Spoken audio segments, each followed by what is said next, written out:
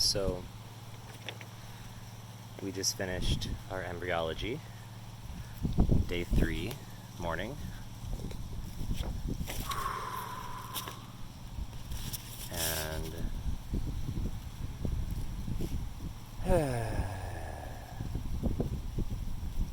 some really interesting things happened in this morning's class. The first is purely scientific. I thought that I had a fairly good grasp on concepts like genetics and embryology and the development of the fetus.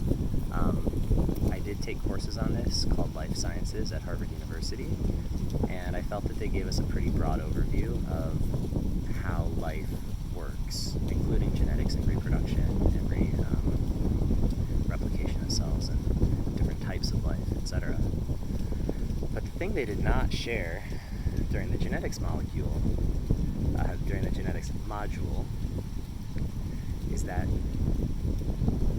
I had the idea that in a woman there are eggs in the ovaries since birth, that the number of eggs does not grow, it only shrinks.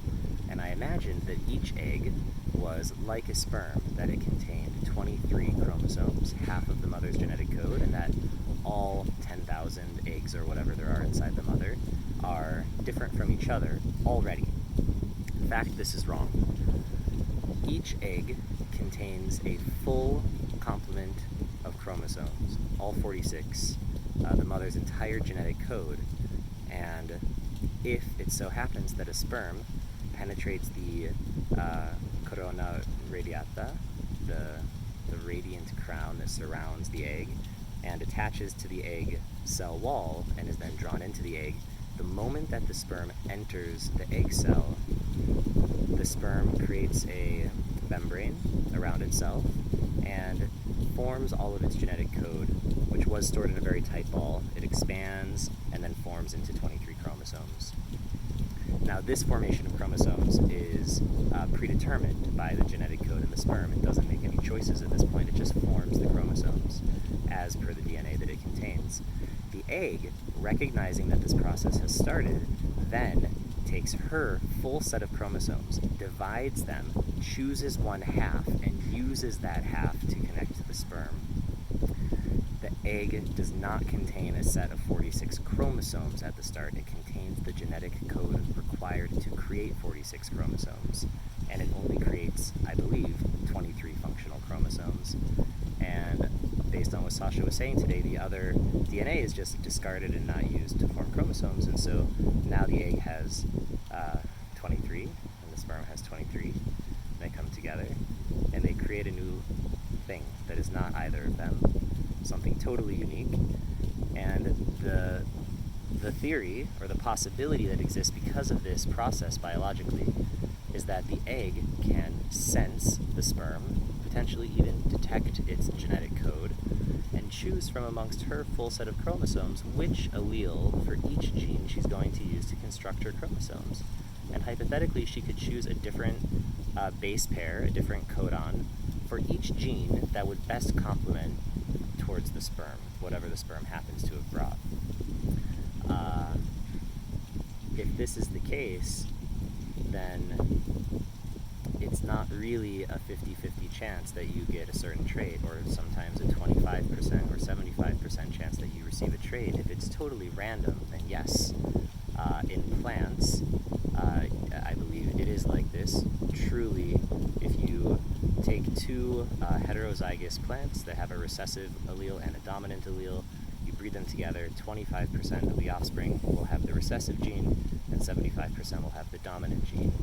In humans, on average, these patterns are observed in the population as well, but that's not making it impossible that on an individual level, some mothers are choosing certain traits and other mothers are choosing other traits. And this would explain why potentially in a family where the parents have one red-haired person and one brown-haired person, that all of the children have red hair, even though you would expect half of them to have brown hair, and sometimes this is the case. But I have met families where all of the siblings resembled each other with a much higher degree of similarity than you would expect based on the presumed genetic material of the parents. For example, when two brown-haired people get together and have three blonde-haired children, it could be that the father tended to put the blonde-haired allele in with sperm that were faster swimming, and that those were also the ones that carried the allele for the child to have the sex male, which is another thing I did not know, and I learned is that sperm can live for up to 4 days inside the woman's vagina and fallopian tubes. So, if you have sex and there's sperm inside the woman, and 3 days later she ovulates, there will still be some sperm remaining alive who will hypothetically contact the egg and conception will occur. However, most of the sperm will have died. The vast majority of the sperm will be dead, and so the ones who are there are the ones who, at the beginning of the process, were not so ripe. They were very new sperm. They had more liquid inside of them. They swam a bit more slowly, but they had the energy to swim for quite a long time. And so it's 3 days later, they're just now arriving near the, potentially near the ovaries. So conception occurs quite close to the ovary because the sperm is already inside, it's quite deep inside. It's been 3 or 4 days, and then there's ovulation. And the egg is then fertilized very quickly after exiting from the ovaries, the ovary in this case. So let's just imagine that there's a process of ripening that an embryo, or at this point in time, I think it's called a blastocyte or something. This is not yet a fetus, it's just a cell. It's one cell that it was made of 2 separate cells and now is one cell. It travels for 4 days through the fallopian tube, being caressed and sent, and at this point in time, the entity that is being sent along the fallopian tubes is the merged genetic material of the sperm and egg cell. And it's having this experience and ripening along the way until eventually it arrives in the uterus, and at that point in time, it has already had quite some time to be, as Sasha said, sort of getting used to each other. Getting used to being this single-celled organism that's not yet dividing, that's certainly not yet growing. It's just resting and being transported. And then, upon arriving in the womb, or sometime close to then, it awakens and begins to divide cells within a container that does not change size, and so no energy is taken in to grow the entity. It just divides, and it becomes from 1 to 2 to 4 to 8, and getting smaller and smaller and smaller each cell as they go. The entity at that point in time finally decides that it's getting a bit too tight inside of its shell, and so it starts to expand and contract until it breaks the cell wall and it escapes, and now it is able to grow. And then after this stage is when it goes to implant, actually to burrow into the womb, into the lining of the womb lining. It burrows in, takes control of the area around it, and forms a protected, controlled area with a membrane that takes nutrients in from the mother and converts them into nutrients that are suited for the baby. So this very small, we'll call it entity, doesn't ask permission. It just goes, touches the lining of the uterus.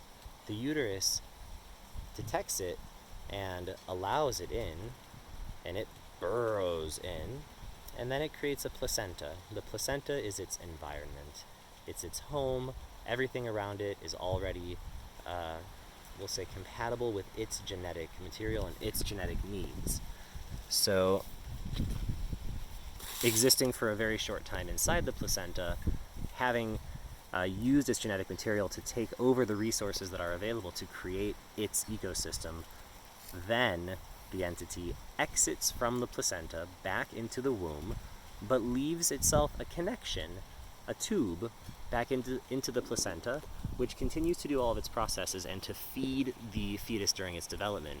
So it's not attached by any body part to the lining of the uterus. It's just attached to an umbilical cord, and that cord brings all of its nutrients in and takes all of its waste out. I'm having this visual of an astronaut who's attached to a spaceship, and instead of having a self-contained breathing unit, he's attached by both a tether, a strong rope, and also by a tube that carries oxygen. So he's able to, well, it carries air, which is mostly nitrogen, but he's attached to the ship. And so kind of he's still inside the ship. His suit, or his mask, is an extension of that environment. And so the baby has done that.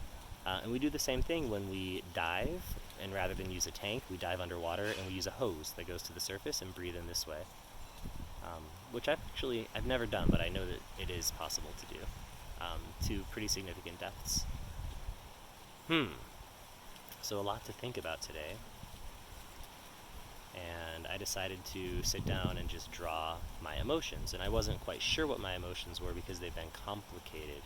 I spent a lot of time frustrated during the workshop because the way that I moved in the water, which is informed by 7+ years of exploring and dancing and moving in the water, and before that 20 years of swimming with swimming instruction and feeling very, very comfortable in the water.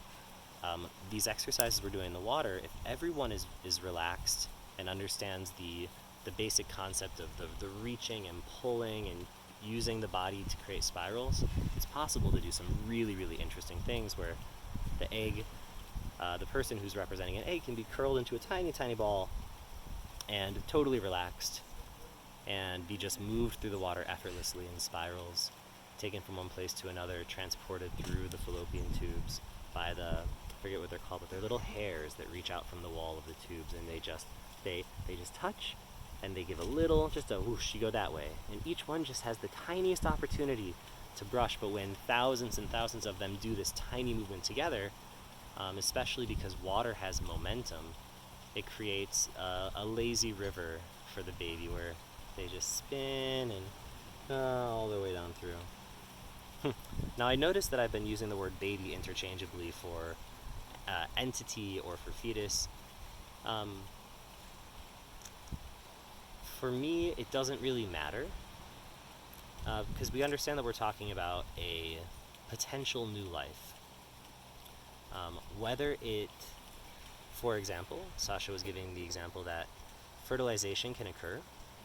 So we now have a fertilized egg cell floating through the fallopian tubes and passing into the uterus.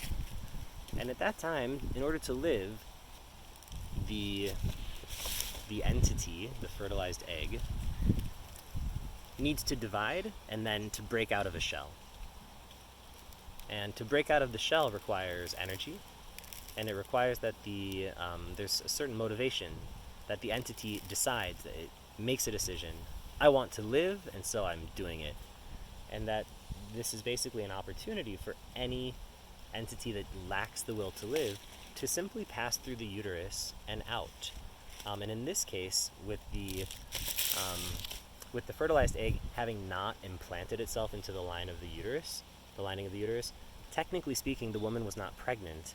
You could think of it as a very, very early miscarriage, but I believe for it to be classified medically as a miscarriage, it requires that a placenta be formed, basically, at some point in time. Lacking the formation of a placenta, it's just a near miss with pregnancy. And Sasha's idea, which I really enjoy, is that every single one of us chose to break out of that cell, to divide and to move and shake, and to then burrow into the lining of the uterus, and to take over all of those resources and to create a home for ourselves, and to then go out and explore. All of these things must happen for life to occur. So what I'm feeling in this moment is that these explorations into the process of life process of early life are applicable to how we live our lives still today, that we are constantly growing and feeling contained by our surroundings, and then breaking out and slithering out of the shell and into a new space, and in that moment of freedom, celebrating and moving and expressing ourselves and really enjoying the fact that we're alive and that we've worked and the work was successful, and now we're here. I am here. This is me. I'm here. And from there, to decide what energy feels correct for that moment, because each of us is imbued both with the energy of the egg, the queen, who sits and waits and knows that she has everything that she needs inside of her to create life. Or we can embody the energy of the sperm, who has a single focused mindset, endless energy, and will never quit. No matter how hard it is to do this thing, the sperm cell does not quit. It swims and shakes and pushes until it dies. And that includes a scenario where 1,000 sperm reach the egg. Maybe the egg is very, very close to the vagina. 1,000 sperm reach the egg. One gets inside. And then there are 999 others who continue to just push and massage and press the outside of the egg. And the entity inside, the egg itself, has this experience of being pushed upon by thousands of insistent, eager, whether we're consciously aware of this happening, this is a thing that happened, and hypothetically a thing that we felt or experienced and that influenced us in some way. Now, Sasha was saying that eggs that are fertilized, basically she was saying eggs that are fertilized when the sexual intercourse and fertilization occurs on the same day as ovulation have a higher probability of being male children, and those that are fertilized 3 days later have a higher probability of being female. This is very interesting to me, and I'm trying to grok why that would be biologically, and I think the presence of other sperm is a really significant thing. In this scenario where there's only 1 or 2 or 5 sperm left, they're all slow swimmers, and the egg comes out of the ovary and into the fallopian tube, and shortly thereafter it meets one sperm, and the sperm is like, oh my god, hallelujah, and it fights its way in. Or maybe there's 10 of them and they all try to pierce the corona radiata, and one gets in, but the others are sent away by the corona radiata. So the egg cell itself never experiences, other than the one time, the feeling of the sperm pressing. So she has the experience of feeling the sperm come and try to enter, and that she reaches out and draws him in. But after this, there's no continued experience of sperm coming and trying to enter. The same biological process occurs, that her outer membrane hardens and becomes impossible to penetrate by sperm. But now what happens over the next 3 days for what we'll call a hypothetical female blastocyte, I think is the word, I'll confirm it later, or what the experience is for a male blastocyte, assuming that these general probabilities, let's just say that they were 100%, that all early conceptions are female and all late ones are male. So in one case, the egg has the experience of being very gently treated by the fallopian tubes and the hairs, and it goes, it's very nice.